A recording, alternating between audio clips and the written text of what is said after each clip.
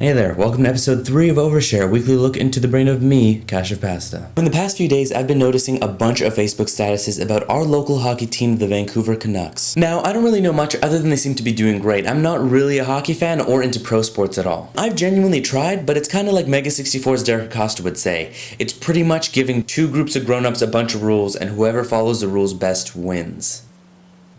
Yay! Nothing against anyone else's passions at all, but I just can't attach my identity to it. Ultimately, the NHL is a company, and the Canucks are just a part of that company. Again, if you're a fan, that's cool. I mean, you might not be into the latest news on mobile computing technologies and platforms. But then again, neither am I, right? Because that stuff's for nerds. Now, in honor of not being much of a hockey fan, I haven't researched one single fact about this video because, if anything, I'm consistent. That's why I respect being a fan. I mean, I can't be all, no, hockey's just all about the money at this point. One of my main passions is advertising. Being a real fan of anything means sticking with it through the highs and lows, not just being in it for the good stuff. I mean, sure, the Canucks are doing great right now, but it's when the playoffs begin that all the people who didn't believe in them all season are going to jump on the bandwagon, head to Canadian Tire, buy their little car flags and towels and Luongo jerseys, and suddenly become the biggest fans. Look, it's pretty simple. The fans are in it for this. The best shift of the season! And the Bandwagoners are in it for this. Stop it. That is a very important intersection. And I need to get to London Drug sometimes, buy a SD card at 10 p.m. Look, I know what you might be thinking. If you're not a Canucks fan, why are you doing a video on Bandwagoners?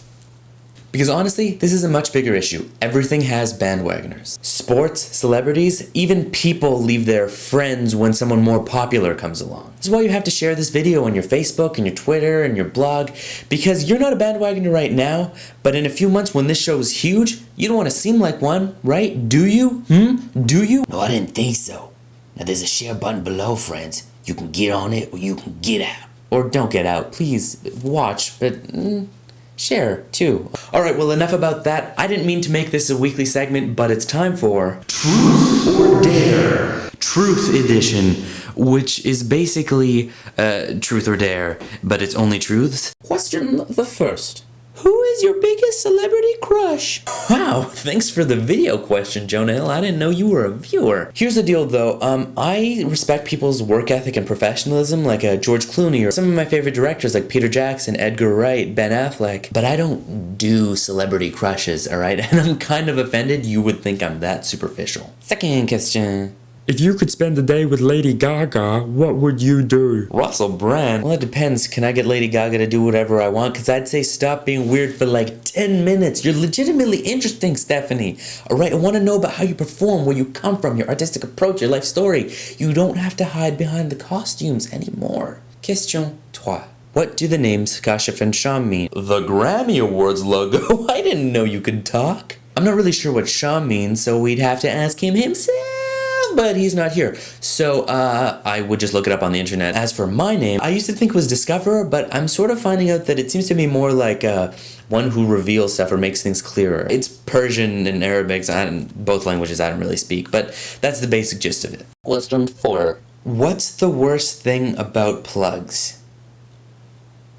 They're pointy. What does that mean? Like, literally? I don't know, they're different in different countries. That's inconvenient.